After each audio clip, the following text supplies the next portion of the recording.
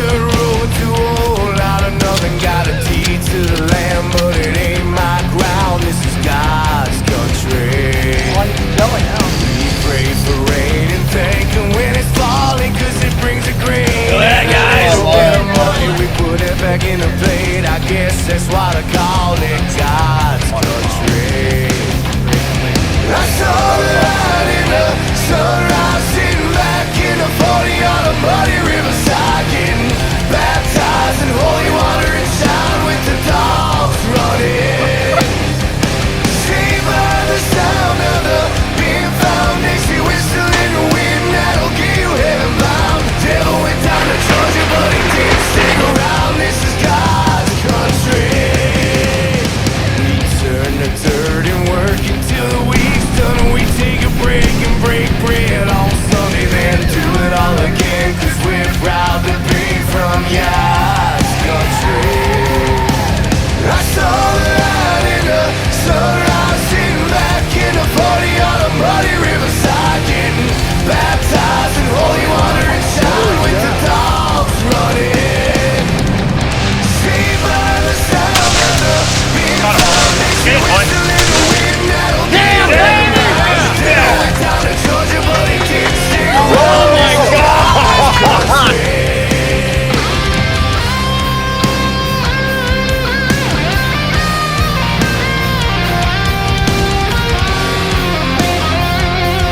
This is God's country.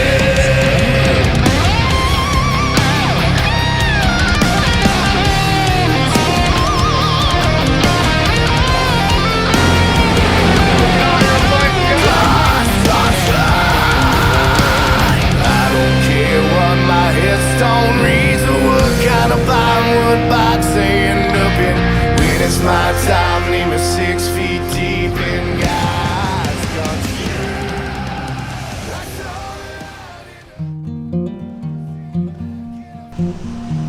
Small town Cuba, located in the Allegheny Mountains of western New York. Known for its amazing cheese factory and awesome views of the mountains, and Cuba Lake, where there's some awesome fishing. What's also unique is the Cuba-Rushford Central School District's outdoor program. What is CRCS Outdoors? We'll take a look. Hey, Scott Jordan with CRCS Outdoors. Welcome to Season 10.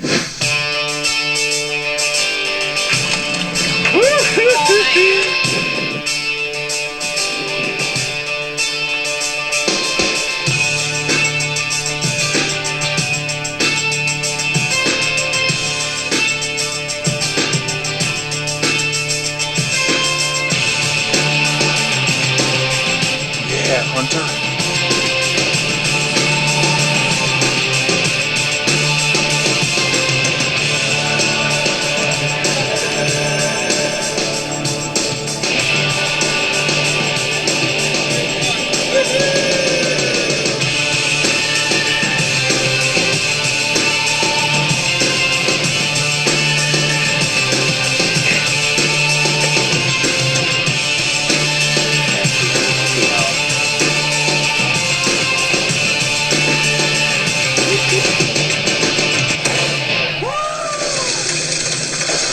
Welcome to CRCS Outdoors, making a difference one young hunter at a time. Well, so first of all, I went to school. I graduated from here, so this is my hometown, which is part of the reason why I put so much effort into it. And my entire family was involved in education going all the way back to in the 1800s. So very important to me to, give back.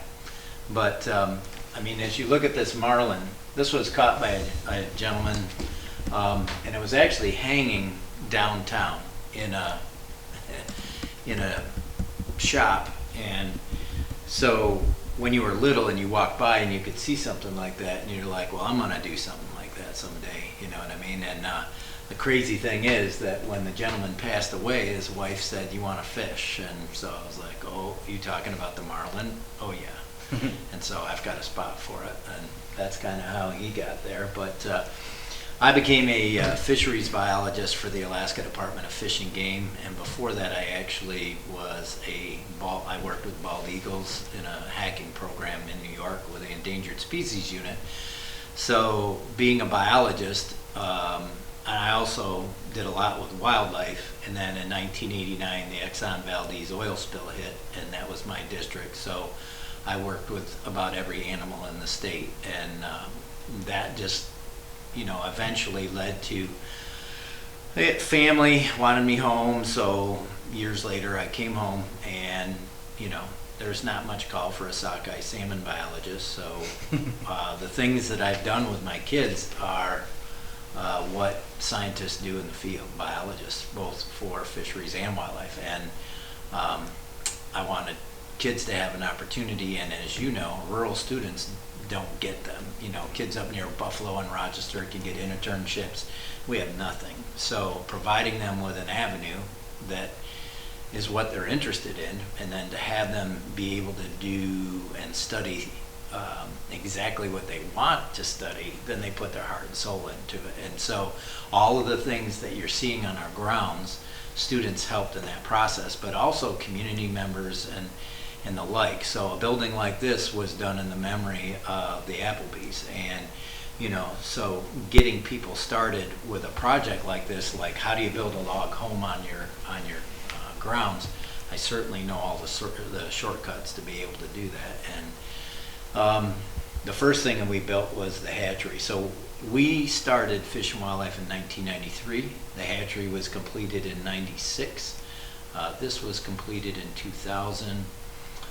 The deer facility was completed in 2012. The turkey facility was just last year.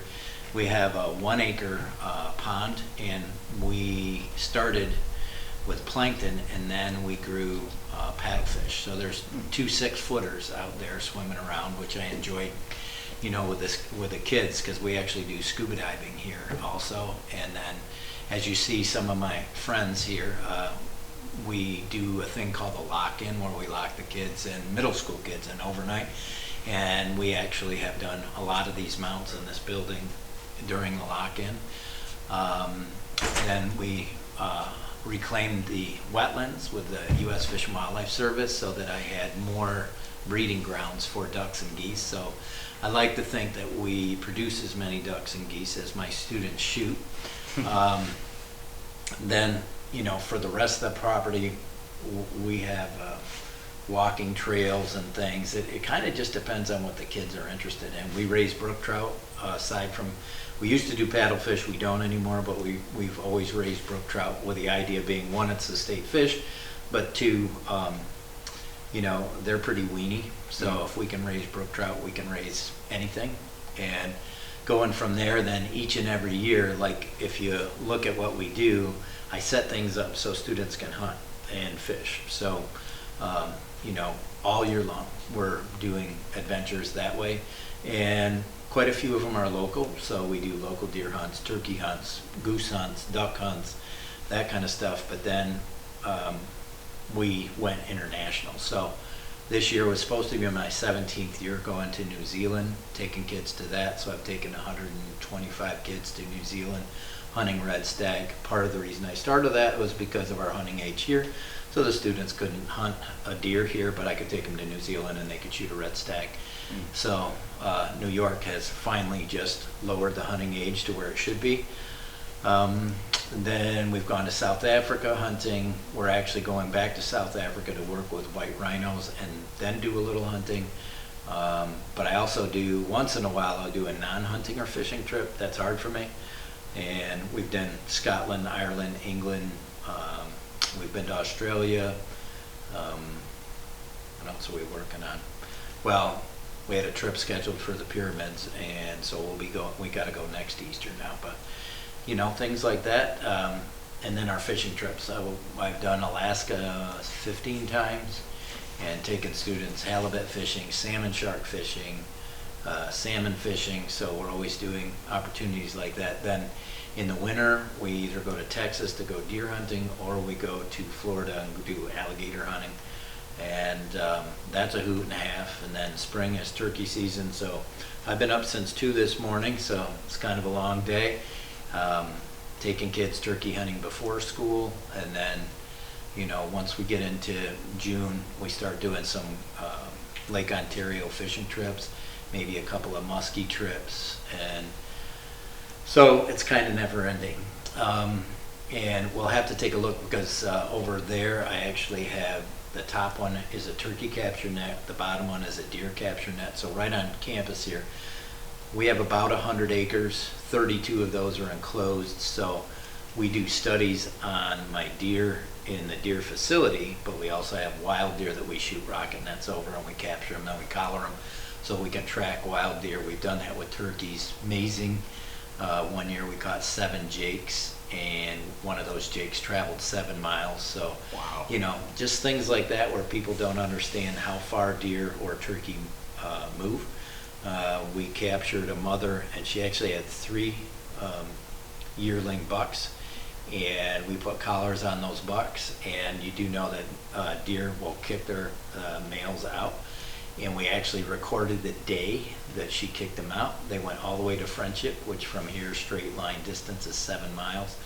And one of them got hit in the road, and the next day the other 2 came back and were by the baseball field. So, you know, some things are just anecdotal, but other things are actual research. So we do rut studies, and that's another part, and that's what I wrote my master's on, is having kids actually do research, because honestly, they don't know enough to bias the data. You tell them what to do, and they do it, and they'll do it right, as long as you give them the guidelines, and that's the important part, you know. So fisheries and wildlife is my life. This is where it's been at, and for a lot of my students, this is what they're interested in, so that's what I try to bring them. I've also had people tell me, right, that your odor doesn't matter that much. I'm telling you right now, the number one thing that deer are good at is smell, right? And all you got to do is look at their face and you know that. A deer on a normal day with decent humidity can smell you up to a quarter mile away. So there's deer taking off and running away from you that you never saw nor heard. They smell you, right? How many of you have a deer app on your phone? Does your deer app show your scent cone? Because you'll have people, your scent cone, it usually gives you a window like this, right? It's saying your scent is going to blow into this space. So here's your problem, right? People go and say, I wash my clothes, I do this, I buy the most expensive stuff, I got this carrier, I plug it in, it's ozoning my stuff. You breathe. Research that we do on the rut will be going national, so we've been partnering hopefully with Larry Weishuhn and several ranches in Texas, but this is one of our big boys. He actually got beat, see that break right there, by this guy who was a year younger, but took him out. He's always had an attitude, that dude.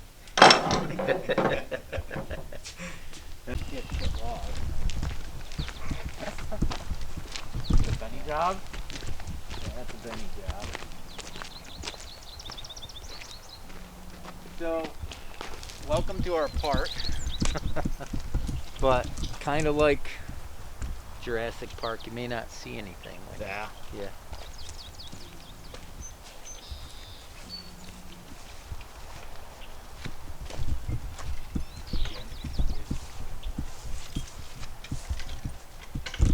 So how much land is here? How much acreage you got here? We got 32 acres enclosed. I wrote a grant to get this. My students operate the cameras, and then so we're tracking the rut, and then we compare it to deer and deer hunting. Their rut calendar, and so what we're trying to do is see what we have here compared to what's going on in the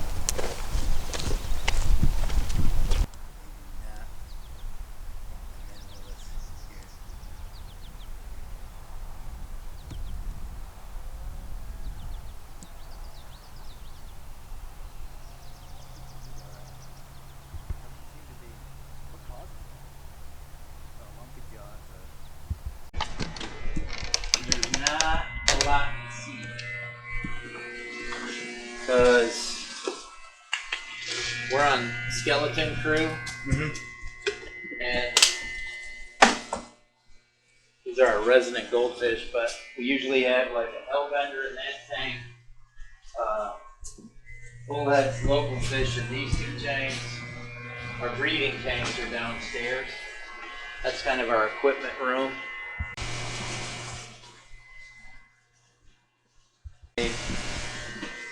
So for my programs, like every one of the facilities has to have a manager, so there's a person in charge. Kid might have worked 3 years to get that position, and then they have 10 or so students underneath them working, and that's the whole idea. So when I get called on references, I know what the kid was like as far as a worker, I know what they're like as a team member, and I know what they're like as a leader, especially when we've got stuff to do, you know. And just like with fish here, I mean, those fish's lives are at stake at how well my students do their job, so they take it seriously, and you know, that works out well. Yep. Take this inside.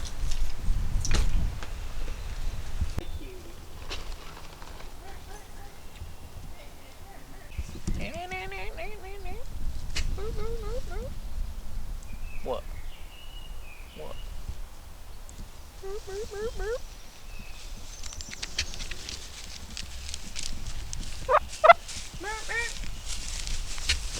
got any more eggs for me? You gotta let me know.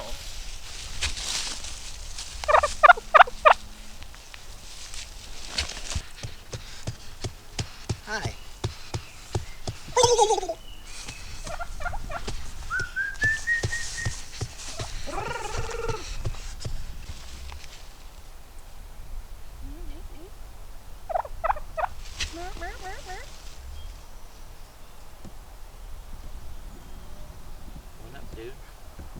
So we built this facility so that kids had the opportunity to hear these noises, because if they hunt, a lot of times, right, you don't hear that spitting and drumming, they're shooting first.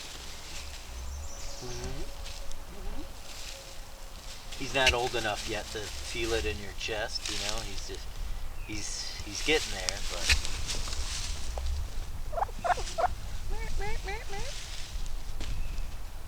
Haven't even looked at your spurs. How you coming? You got something? Your beard's kind of worthless. Oh, you're getting there.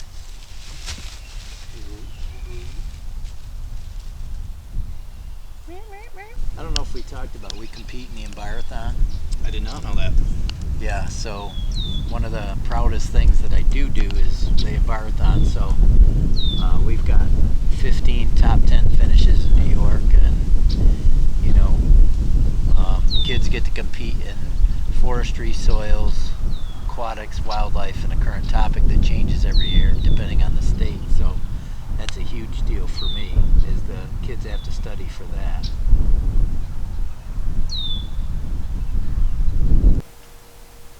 How can other schools get this program incorporated into their systems? Well, the hard thing is I don't have a cookie cutter curriculum that I can just pass out.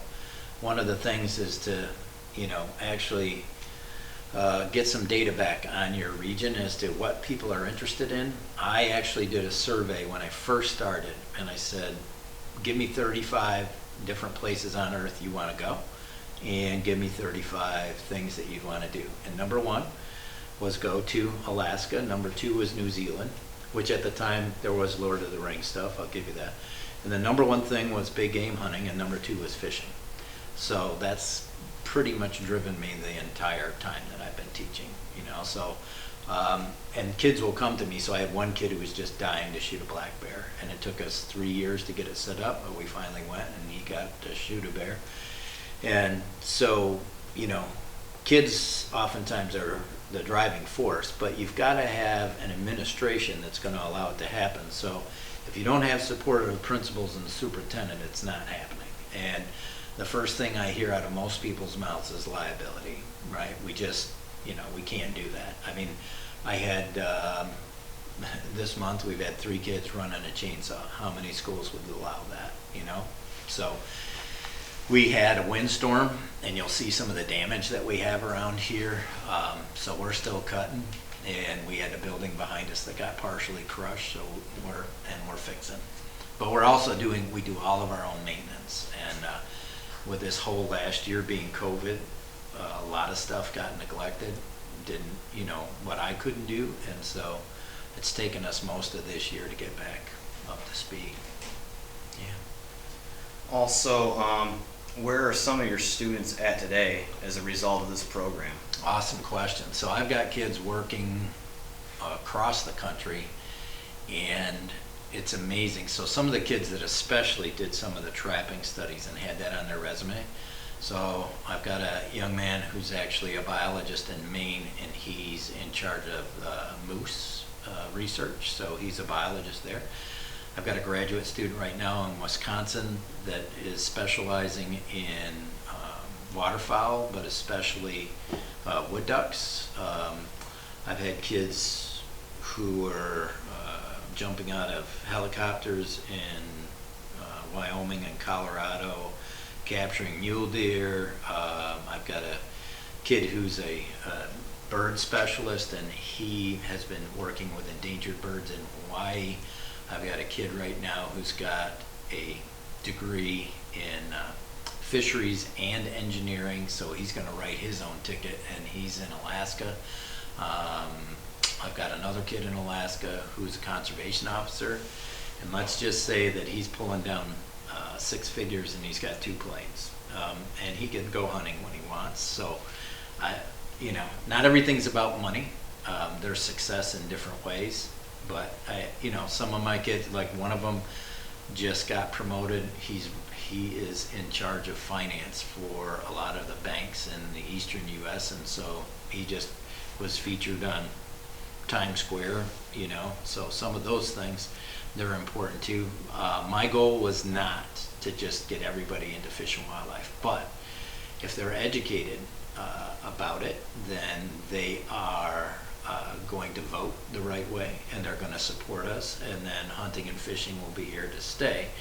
And if we don't do our part and take kids out hunting and fishing, and we lose those percentages, we're eventually going to lose our voice, and bad things will happen. Yeah.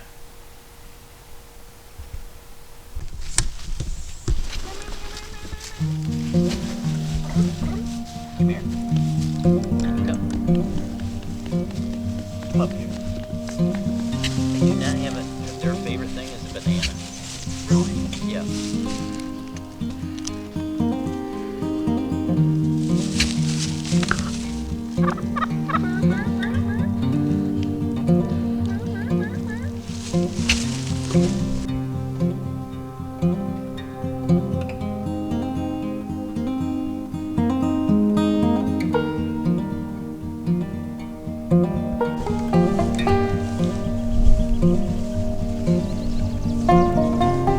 Time to really, like, if you could possibly come back in the fall.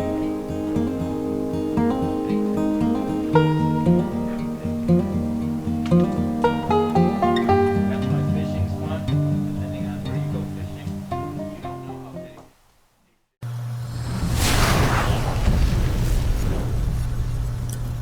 Primitive Patriot Outdoors.